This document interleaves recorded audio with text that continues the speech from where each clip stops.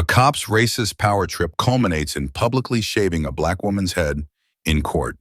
His fatal error, 3 minutes later, a devastating revelation: his victim is the presiding judge.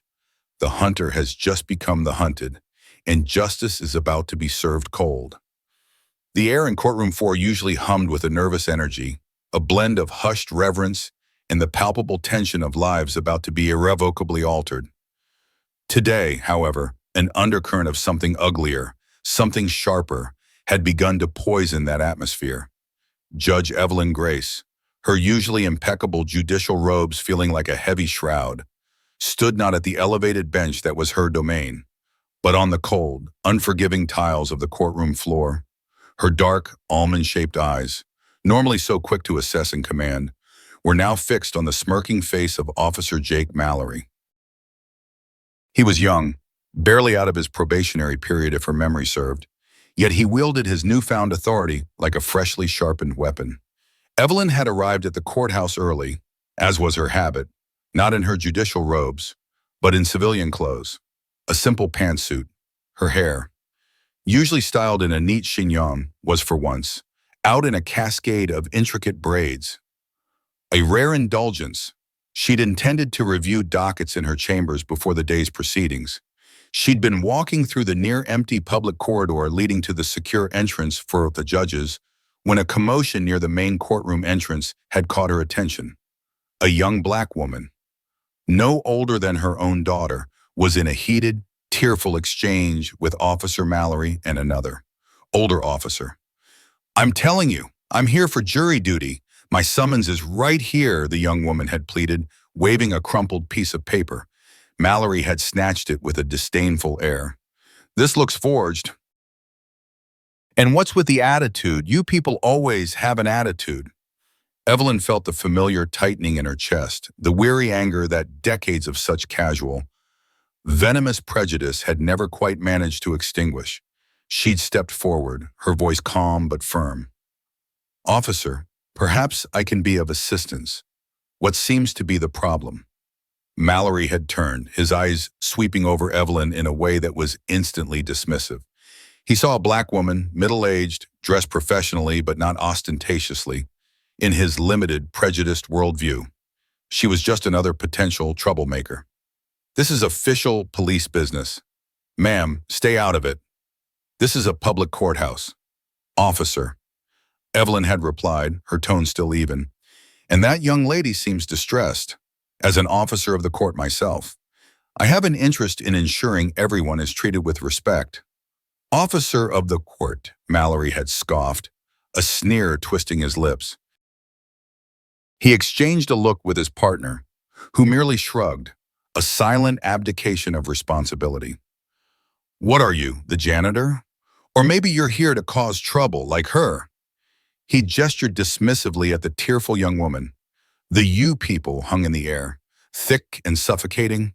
Evelyn's composure, a shield honed over years on the bench, remained outwardly intact, but a cold fury began to simmer beneath, before she could articulate a response that wouldn't betray her rising anger. Mallory, clearly emboldened by his partner's passivity and what he perceived as Evelyn's lack of status, escalated. "You know what? I'm tired of the disrespect. We need to make an example. People need to learn to respect the law." His gaze fixed on Evelyn's braids with a strange, predatory intensity. "And that hair, it's unprofessional, unruly. We need order in this courthouse." What happened next was a blur of grotesque, almost surreal aggression.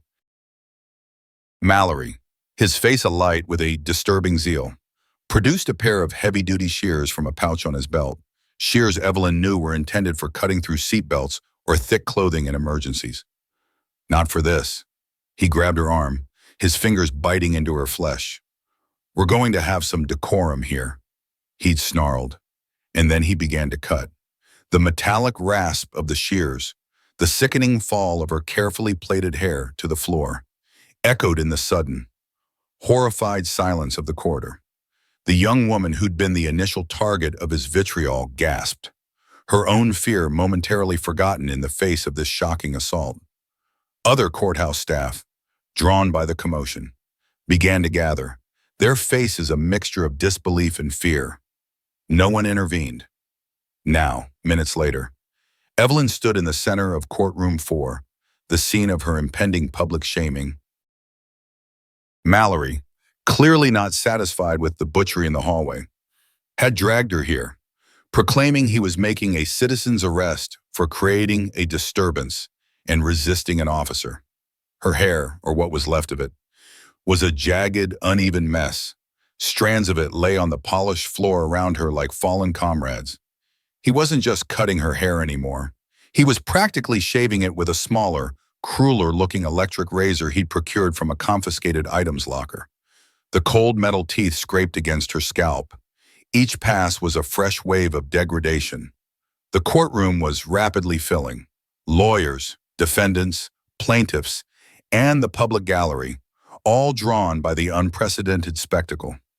She saw Marla James, her former clerk, now working for another judge.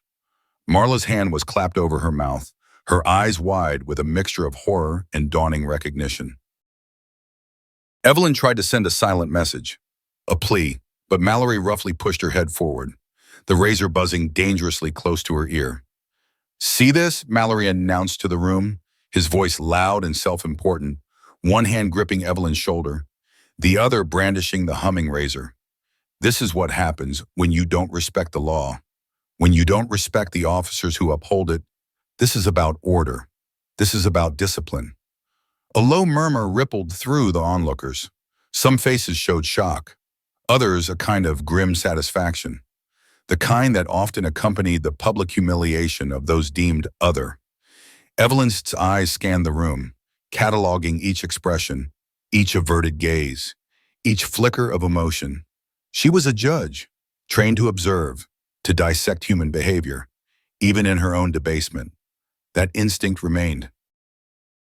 Then, the main doors at the back of the courtroom opened, and Chief Judge Harlan Voss strode in, his customary stern expression deepening into a thunderous frown as he took in the scene. He was a man for whom courtroom decorum was sacrosanct.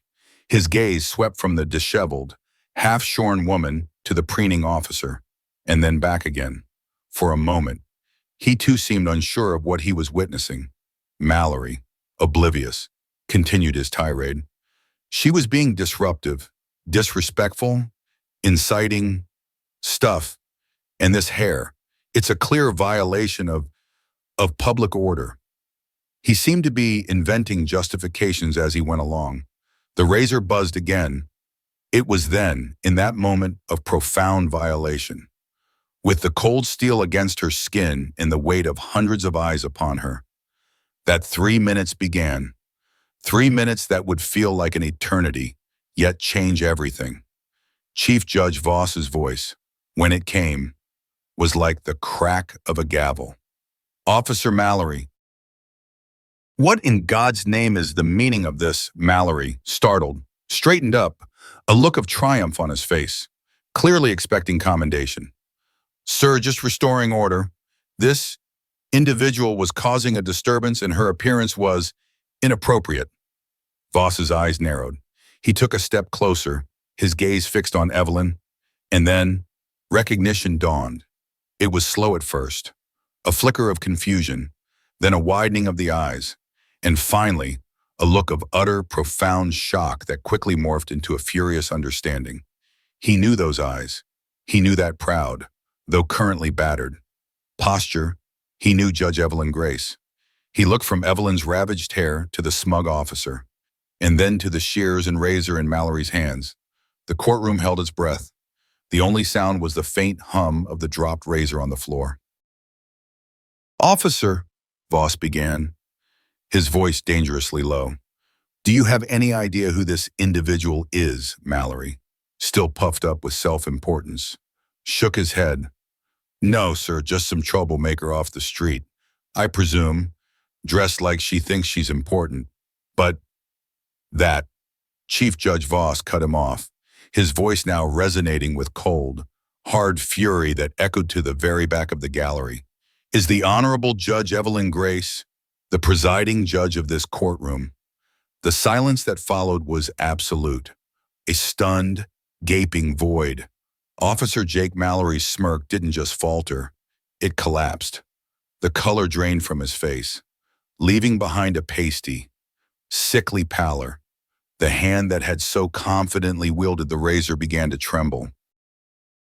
His eyes, moments before alight with racist arrogance, now darted around like a trapped animal, finally resting on Evelyn's face, not as a troublemaker, not as you people, but as the woman who held the power of the law in her hands, the woman whose courtroom he had desecrated, whose person he had violated.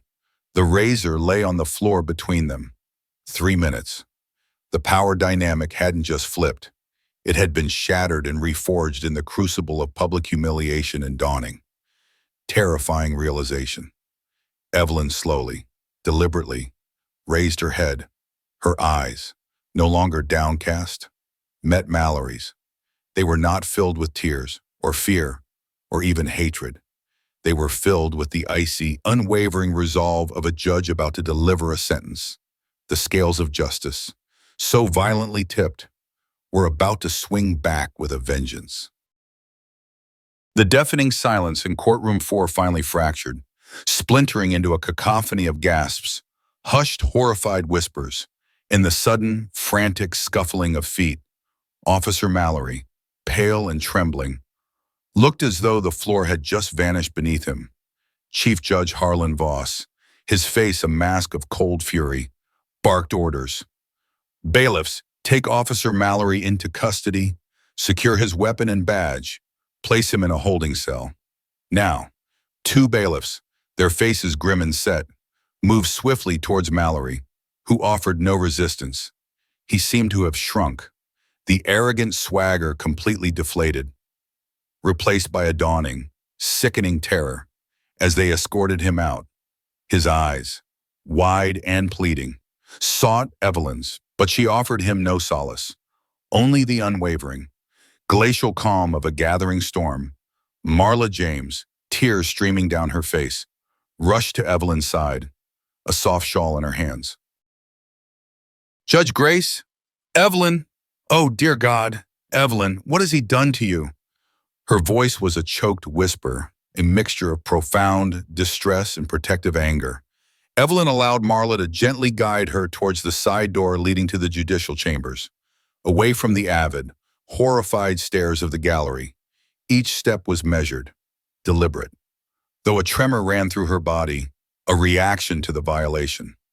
The cold scrape of the razor still a phantom sensation on her scalp, the sight of her own braids, hacked and strewn across the courtroom floor, was an image seared into her mind, once inside the relative quiet of the antechamber to her own chambers.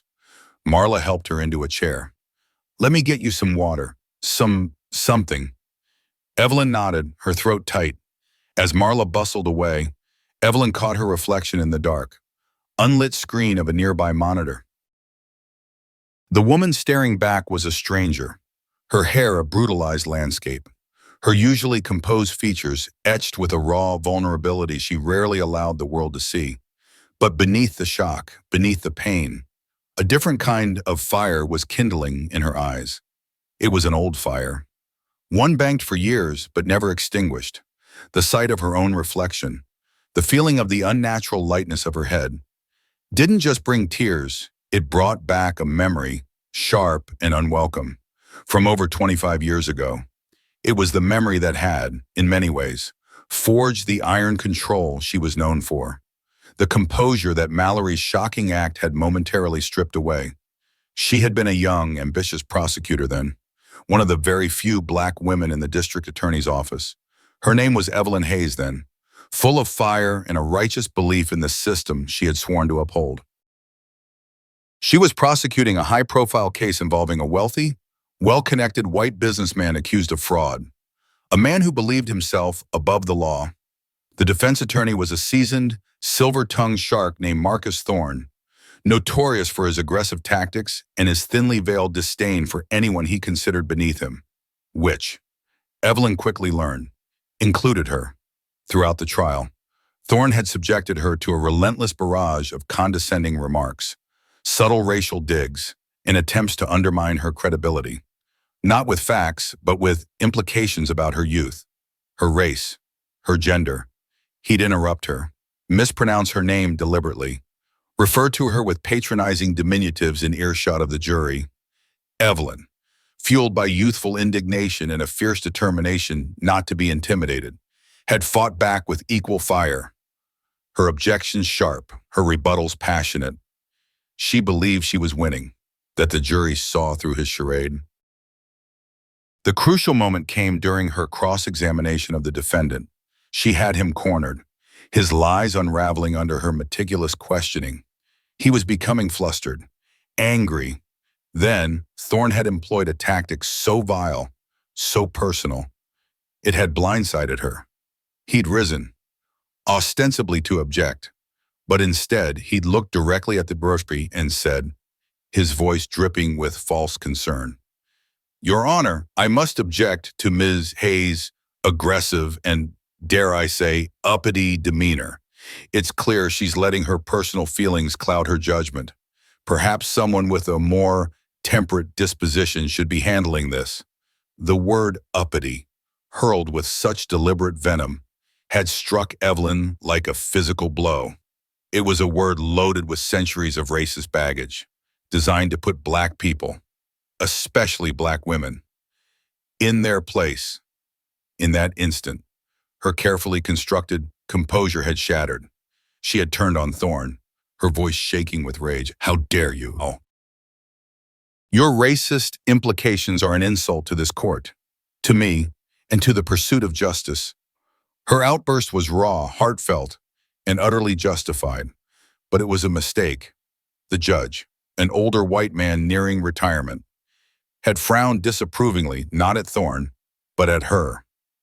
"Counselor Hayes," he'd said sternly, "control yourself, Mr. Thorne," while perhaps indelicate in his choice of words, "has a point about decorum. I will not have histrionics in my courtroom." He'd sustained Thorne's bogus objection. The jury, already conditioned by Thorne's subtle campaign, had visibly recoiled from her anger. Her righteous fury was reframed as instability, her passion as aggression. Thorne had smirked, a small, knowing smile of triumph. He had provoked her, and she had taken the bait. Her meticulously built case suffered. The defendant, despite the mountain of evidence, was acquitted on the most serious charges. Evelyn had been devastated. Not just by the verdict, but by the brutal lessons she had learned. Her anger, however justified, had been used as a weapon against her. She realized that for a black woman in a system still riddled with prejudice, raw emotion, no matter how righteous, was a luxury she often couldn't afford. It would be twisted, misinterpreted, and used to dismiss her. She had vowed that day that she would never again let her opponent dictate her reaction. She would learn to channel her anger, to make it a cold, hard tool, not a consuming fire. She would master the art of strategic silence, of allowing the prejudiced to expose themselves fully, to hang themselves with their own rope, before she acted with irrefutable, calculated precision. That lesson had been her shield and her weapon through countless battles in her career. On her path to the bench, it was why, in those first horrifying moments with Officer Mallory, some deeply ingrained part of her had assessed, calculated. Even as the humiliation cut deep, he was a racist, arrogant fool, so puffed up with his perceived power that he was blind, giving him the full force of her fury prematurely, revealing her identity before he had fully committed to his egregious act in front of witnesses. Would have been less effective. He needed to dig his own grave, and he had done so with appalling enthusiasm. Marla returned with a glass of water, her expression still etched with concern. "Judge Voss is raising hell out there. Evelyn, he's already on the phone with the police chief and the district attorney. He wants Mallory charged with assault, battery, official misconduct, hate crime enhancements, the works." Evelyn took a slow sip of water. The cold liquid did little to soothe the burning in her scalp, the deeper ache in her soul, but it grounded her. The memory of Marcus Thorne, of that painful, pivotal defeat, no longer felt like a fresh wound, but like the hardened scar tissue that had ultimately made her stronger. Mallory was Thorne, reincarnated in a police uniform, cruder, more physically brutal, but cut from the same cloth of bigotry. She set the glass down, her hand steady. The tremor had passed. Good, she said, her voice surprisingly firm, clear. That's a start. Marla looked at her, sensing the shift. The vulnerable woman of moments ago was receding, replaced by the judge, the warrior. What are you going to do then, Evelyn? Evelyn met her own gaze in the dark screen again. The ravaged hair was still a shock, a painful symbol of the indignity. But her eyes now held something else, not just the old fire, but a new, razor-sharp focus. Mallory had meant to shame her, to break her, to render her powerless. He had no idea what he had truly unleashed. He had attacked Evelyn Grace, the woman. He was about to face Judge Evelyn Grace, the full force of the law she embodied, a law he had so grotesquely perverted. Marla, she said, her voice resonant with a quiet, steely determination that brooked no argument. Get me my judicial robes and find Mr. Robert Fields. Tell him I need to see him. Immediately. Her past had taught her endurance, taught her strategy. Now, it would fuel her demand for justice, not just for herself, but for every person who had ever been diminished, dehumanized, by the likes of Jake Mallory. The silence was over, but the fight had just begun. The judicial robes, as Marla helped her into them, felt like a paradox, a familiar mantle of authority now draped over a profound, personal wound. The heavy fabric settled onto her shoulders, not just with its usual weight, but as a newly necessary armor. Her shorn head, concealed for the moment by a silken scarf Marla had thoughtfully provided from an emergency kit, was a raw, throbbing epicenter of the morning's outrage. She would not hide it for long. Mallory's barbarity would not dictate her self-presentation beyond this initial, fragile moment of regrouping, but the battle lines were being drawn, and she needed to choose her ground. Chief Judge Voss, his fury a righteous storm, had moved with swift precision. By midday, Officer Jake Mallory was formally arrested, facing a litany of charges: aggravated assault, battery, official misconduct. Robert Fields, the civil rights attorney Evelyn had summoned, a man whose courtroom presence was as formidable as his reputation, had ensured a hate crime specification was added. A clear statement that this was not merely random violence. Fields had listened to Evelyn's account, his face a granite mask, his pen a weapon already sketching out the contours of the fight ahead. They will twist this, Evelyn, Fields had stated, his voice devoid of illusion. They'll dissect your every word, every action, not just today, but for years past. Mallory's defense will paint him as the beleaguered hero, you as the instigator. The police union is a fortress, and its walls are already going up. We are not just fighting a man, we are fighting an institution. Evelyn had met his gaze, unflinching. I know, Robert. His ignorance was the spark, but the tinder was prejudice, systemic and deep. It happened in my courthouse, almost within my own courtroom. An officer, sworn to protect, became a predator. The sheer, unmitigated arrogance is his undoing, Fields affirmed, committed before a gallery of witnesses, crowned by Chief Judge Voss himself. That is our sword and shield. Yet, Evelyn understood the insidious nature of power. She knew how institutions protect their own, how truth could be suffocated by carefully constructed narratives, how swiftly a black woman, even a judge, could be recast from victim to villain. Her first declaration was silent but resonant. She returned to the bench. Not in courtroom 4, that desecrated space was now cordoned off, a monument to Mallory's hate, but in an auxiliary courtroom Voss had cleared for her afternoon docket. The news of the assault had ricocheted through the courthouse corridors, an invisible shock wave, as she entered, a wave of intensified silence, thick with unspoken thoughts, greeted her. Every eye was drawn to her, to the scarf that was now a symbol of both vulnerability and defiance. She felt the intrusive weight of their gazes, pity from some, allured curiosity from others, and from a disquieting few, a cold, appraising look that seemed to question her role in her own debasement, as if her suffering had somehow stained the sanctity of their shared domain. She ascended the bench, her spine straight, her expression controlled. "We will proceed with the afternoon's docket," she announced, her voice a clarion call cutting through the charged atmosphere. Betraying none of the maelstrom within, for hours, she navigated the legal currents, motions, arraignments, plea agreements, her intellect a scalpel, her rulings unwavering. It was a profound act of resistance, a refusal to be shattered, a message to all who watched that she would not be hounded from her duty by brutality or by the insidious whispers already beginning to slither through the halls. Those whispers were the vanguard of the systemic pushback Fields had foretold. During a brief recess, walking the corridor to her temporary chambers, a path that now felt like a gauntlet, she passed two senior attorneys, men whose faces were familiar, their careers built within these same walls. Their voices, though lowered, carried. Heard she was being investigated herself for something unrelated, that the officer was under pressure. One murmured, not to her, but for her. "On these situations are never black and white, always a provocation," the other added, his gaze studiously avoiding hers. The poison was subtle but potent. She was not an innocent victim.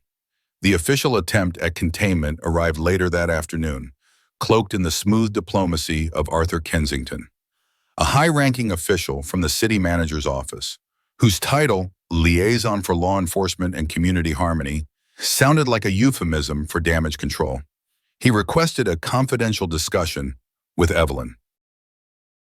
Chief Judge Voss, his protective instincts on high alert, sat in on the meeting, his presence a silent rebuke to any attempt at coercion. Kensington began with a symphony of carefully calibrated regret. "Judge Grace," he purred, his voice a silken trap. "This entire episode is a tragedy, a profound stain on our city's reputation.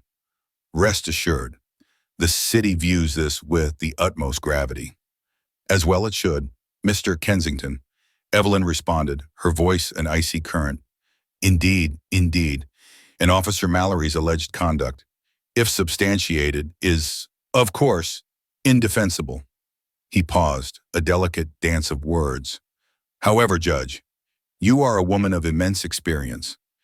You understand the complexities, the delicate balance of maintaining public confidence in our institutions, a protracted, adversarial public spectacle. It could inflict wounds that are slow to heal, for everyone involved."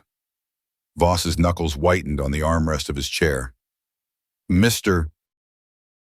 Kensington," he interjected, his voice like chipping stone, "are you implying that Judge Grace should temper her pursuit of justice to shield the city from embarrassment?" Kensington's smile was a well-oiled mechanism of appeasement. "Not at all. Chief Judge, we are merely exploring pathways. Sometimes, a decisive internal review, significant disciplinary measures, perhaps accompanied by a private gesture of restitution, can achieve a just outcome without exacerbating public division." Evelyn felt a cold rage coalesce within her. A private gesture of restitution. Mr. Kensington, for a public savaging, a hate-fueled assault by a uniformed peace officer, within the very walls of justice, against a sitting judge, are you proposing I conspire in the burial of this crime? "Not burial, Judge. Never." Kensington demurred, his composure flawless. "Management, prudent containment, for the communal well-being. Consider the potential for unrest, for misinterpretation. Should this affair become unduly amplified, Officer Mallory, I understand, is a young man, perhaps poorly trained or under immense stress. There are already murmurs, suggestions that he is being unfairly targeted, that he perceived a threat. The sheer effrontery to insinuate that her quest for justice might incite unrest, to already be peddling the narrative of Mallory as a victim of circumstance. This was no longer just about Officer Mallory. This was the monolithic face of the system, turning its gears to crush dissent, to sanitize its image, to protect itself at any cost. Mr. Kensington. Evelyn's voice was now a low, dangerous hum, each word precise, cutting. An officer of the law, in full view of the public, took an electric razor to my scalp because he found my race and my hair offensive. There is no managing such an atrocity. There is only justice, absolute, visible, and unwavering. If the city is truly concerned for its image, I would advise it to undertake a radical excision of the bigotry that allows such an officer to wear its badge, rather than attempting to muzzle those he brutalizes. Kensington's polished smile finally cracked. He glanced uneasily at Voss, who was now radiating undisguised contempt. I am merely outlining potential scenarios. Judge, the mayor is deeply anxious to avoid a destructive media frenzy. The frenzy began the moment Officer Mallory appointed himself judge, jury, and assailant in my courthouse. Evelyn countered, her eyes like chips of obsidian. I will not be a party to its subsequent cover-up. You may convey that to the mayor, with my compliments. Kensington departed, his retreat less than graceful, trailing a cloud of insincere platitudes about thorough investigations. Once the door closed, Voss exploded. The unmitigated gall managed contained. They're trying to smother this, Evelyn, to intimidate you into silence. I know, she breathed, a weariness seeping into her bones, quickly followed by a resurgence of iron will. And they will not stop trying. The pressure was not confined to official channels.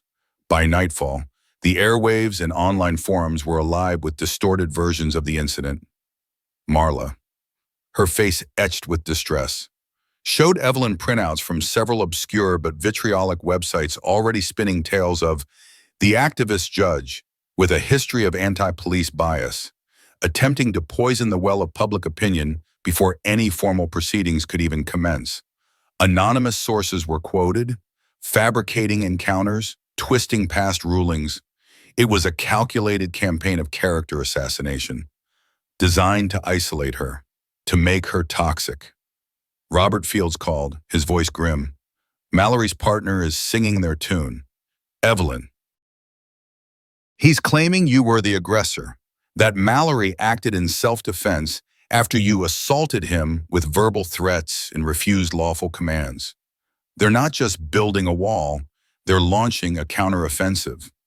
Evelyn stood in the sanctuary of her living room, the city lights painting cold patterns on the walls.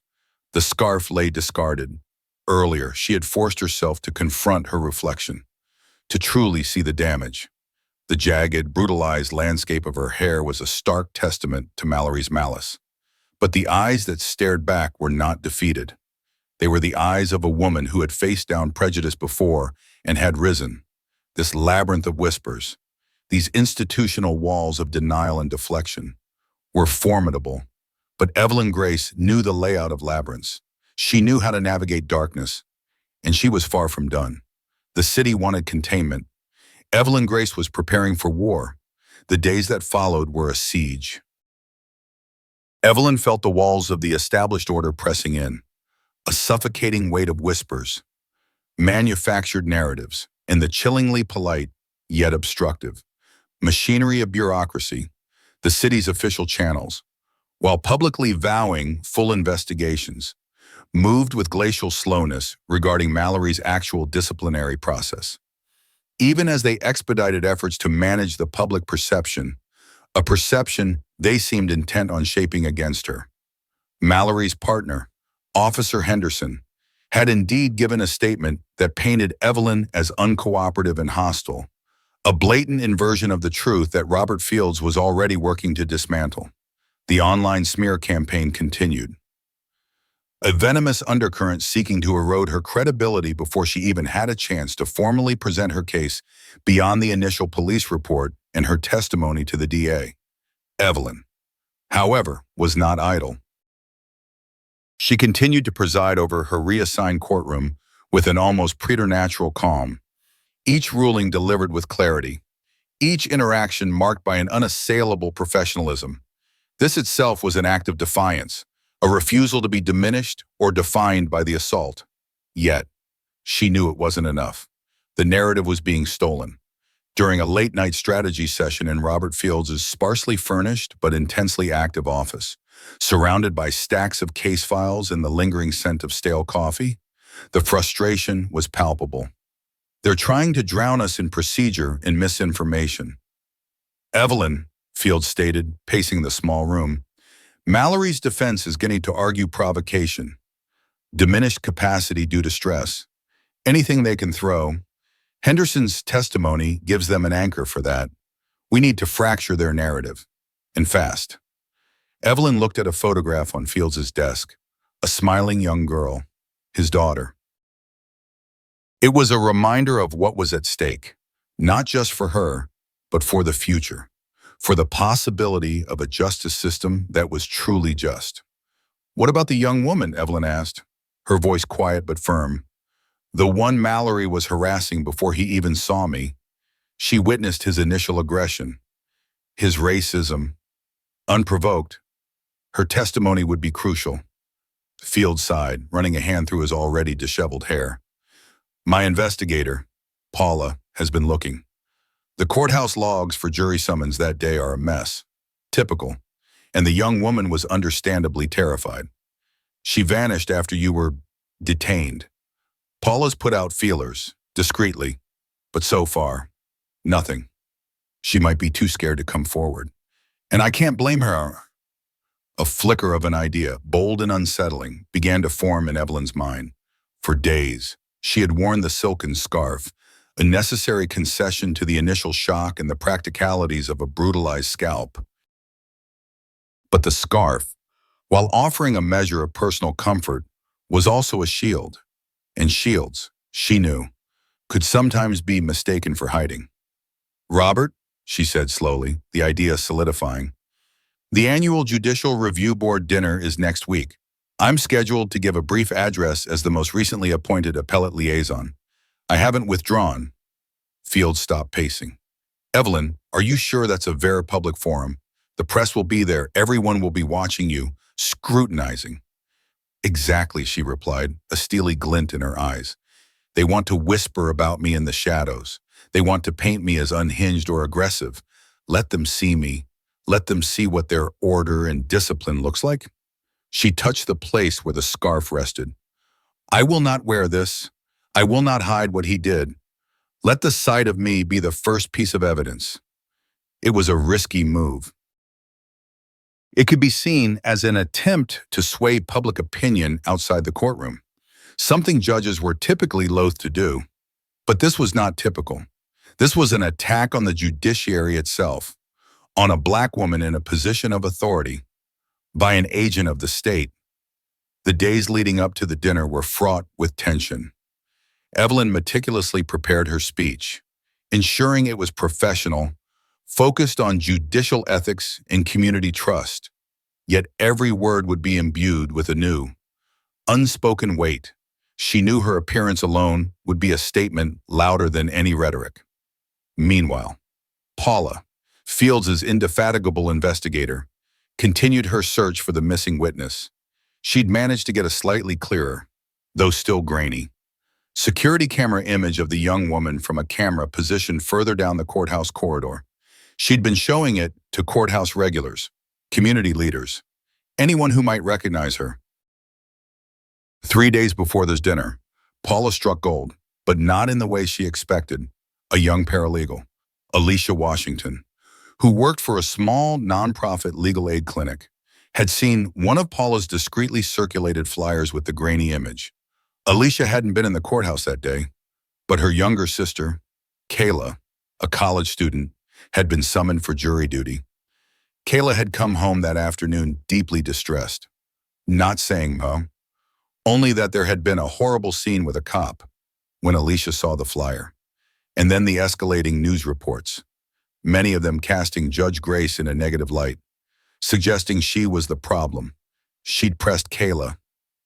Tearfully, Kayla confessed. She was the young woman. She'd been terrified by Officer Mallory's aggression. his racist taunts. When he turned on Judge Grace, Kayla had been frozen in fear and shame and had fled as soon as she could, convinced no one would believe her, that she'd only get into more trouble.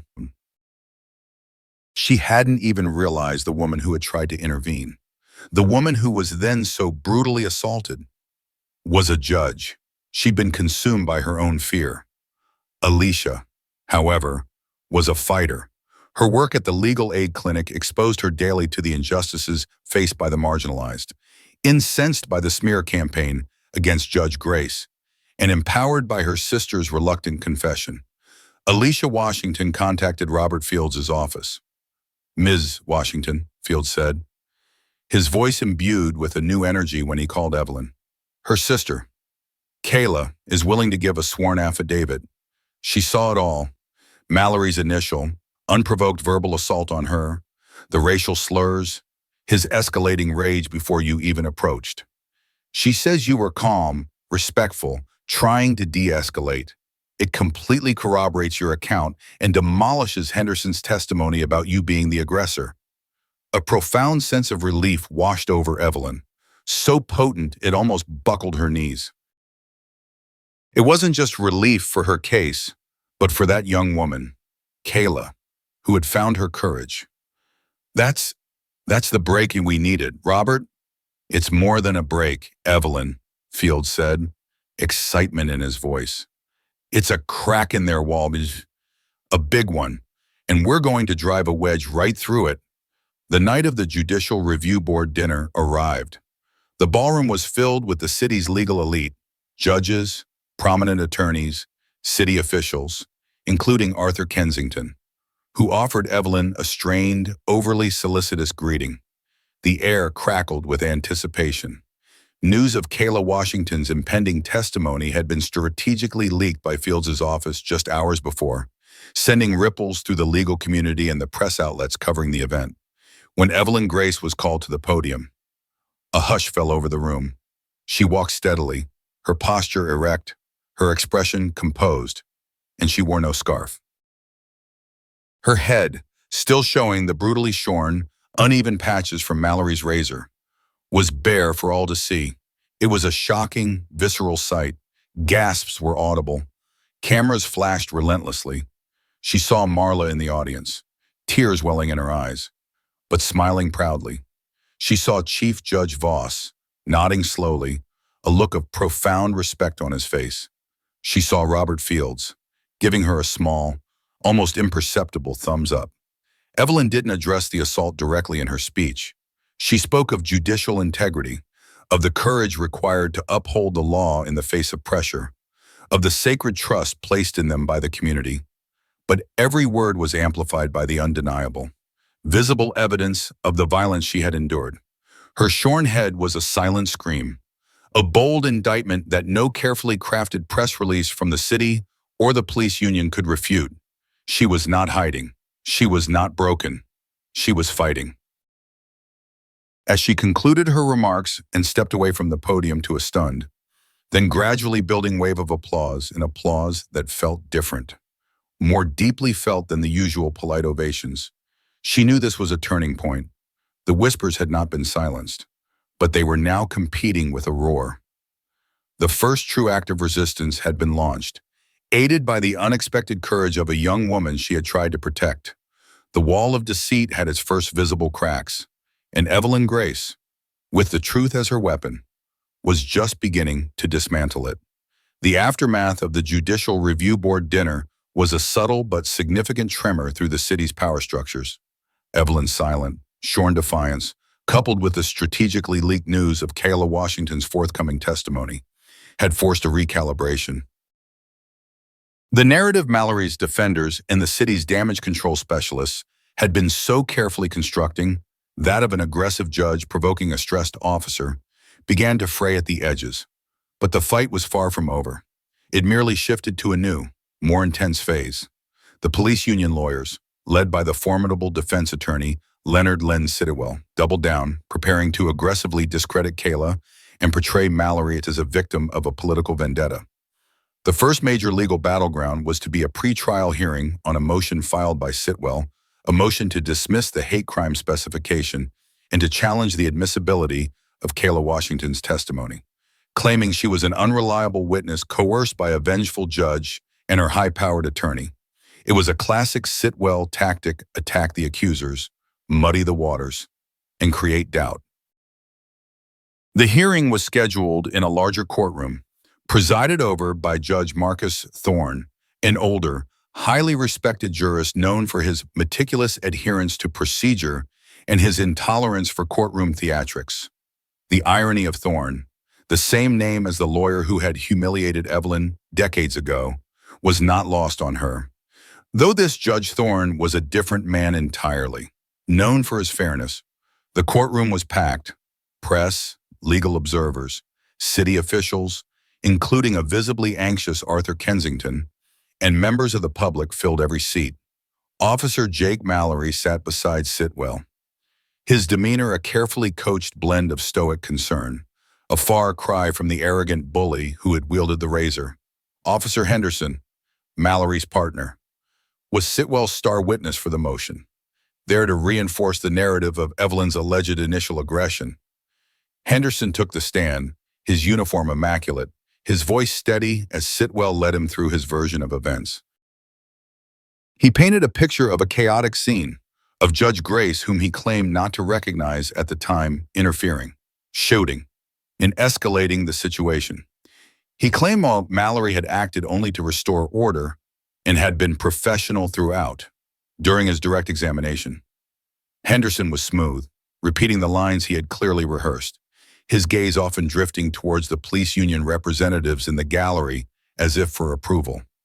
Evelyn watched from the prosecution's table beside Robert Fields, her expression unreadable. She felt the familiar anger, cold and precise, as Henderson perjured himself, twisting the truth into a grotesque caricature. But she also felt a sliver of anticipation. Fields had been working relentlessly, and he had hinted at something, a development he'd kept close to his chest. When it was Fields' turn to cross-examine, the atmosphere in the courtroom tightened. Fields approached Henderson with a deceptively calm demeanor. He started gently, asking Henderson to confirm details: the time of day, the location, the initial interaction with Kayla Washington. Henderson answered confidently, his story consistent with his sworn affidavit. "Officer Henderson," Fields said, his voice still even, "you testified that Judge Grace, then an unidentified woman to you, was loud, confrontational, and physically intrusive. Is that correct?" "Yes, sir. She was very agitated, stepped right into our space while we were dealing with the other individual." "And you claim Officer Mallory remained professional, only using necessary force to control the situation?" "Absolutely, he was by the book." Henderson puffed his chest slightly. Fields paused, letting Henderson's words hang in the air. He glanced at Judge Thorne, then back at Henderson. "Officer Henderson, were you or Officer Mallory wearing operational body cameras that day?" A flicker of something, surprise, annoyance, crossed Sitwell's face. Henderson shifted in his seat. "Yes, we both were. Standard procedure." "And was that footage submitted as evidence by the department?" Fields pressed portions of it. Henderson said, the relevant portions showing the escalation.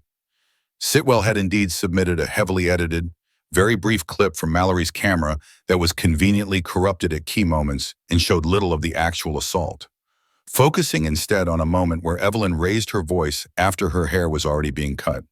"I see," Fields said. "Officer Henderson, are you aware that official police procedure mandates that body cameras, once activated during an incident, should record the entirety of the interaction, and that any termination of recording before the incident concludes must be documented and justified?" Henderson hesitated. "Yes, I'm aware of the general procedure." "And were your cameras on throughout the entire interaction with Miss Kayla Washington and subsequently with Judge Grace?" "Mine was," Henderson said firmly. "Mallory's. I believe his malfunctioned at some point. Battery issue, I think." Fields nodded slowly. "A battery issue. Convenient." He turned and picked up a small, sealed evidence bag from his table. "Your Honor, The prosecution has recently come into possession of new evidence through a forensic retrieval warrant executed on the police department's servers. It appears Officer Henderson's body camera footage from the day in question was more complete than initially provided. We have the full, unedited recording. A stunned silence fell over the courtroom. Sitwell shot to his feet. "Objection, Your Honor. This is an ambush. We were not provided this. The prosecution is—" "The prosecution," Fields cut in smoothly, his voice rising in volume and intensity, "provided Mr. Sitwell with notice of supplemental discovery late yesterday afternoon. As soon as the authenticated, unedited footage was available to us. Perhaps he hasn't had time to review it." He looked directly at Sitwell, a glint of steel in his eyes. "Or perhaps he hoped it would never see the light of day." Judge Thorne's gavel came down sharply. "Mr. Sitwell, you will have your chance to review it. Mr. Fields, proceed. What does this footage show?" "It shows, Your Honor," Fields declared, his voice ringing through the courtroom, Officer Henderson standing by, observing as Officer Mallory, unprovoked, berates and threatens Ms. Kayla Washington with overtly racist language. It shows Judge Grace approaching calmly, attempting to de-escalate, her voice measured and respectful. It shows Officer Mallory turning his aggression towards Judge Grace, culminating in the unprovoked physical assault with the shears and then the razor. And most critically, Your Honor, it captures Officer Henderson making no attempt to intervene, and in fact, at one point, smirking in what can only be described as approval. It also, quite clearly, captures Officer Mallory's statements about unruly hair and making an example just before he began his assault. Henderson's face had gone ashen. He stared at Fields, then at the evidence buoy, his carefully constructed composure shattering like brittle glass. He started to stammer. That's not possible. The footage I submitted, the footage you and your department selectively submitted was incomplete." "Officer Henderson," Fields thundered, "this is your entire recording. Shall we play it for the court?" Sitwell was apoplectic, arguing vehemently, but Judge Thorne, his expression grim, overruled him. "The court will view this footage in chambers with counsel present. But before we do, Officer Henderson, given what Mr. Fields has just described, I want you to reconsider your sworn testimony under oath. Are you absolutely certain that Judge Grace was the aggressor? Are you certain Officer Mallory was by the book?" Henderson looked like a trapped animal. His eyes darted from Judge Thorne to Sitwell, then to the stony faces of his union bosses, and finally, to Evelyn Grace. Evelyn met his gaze, not with triumph, but with a profound, sorrowful gravity.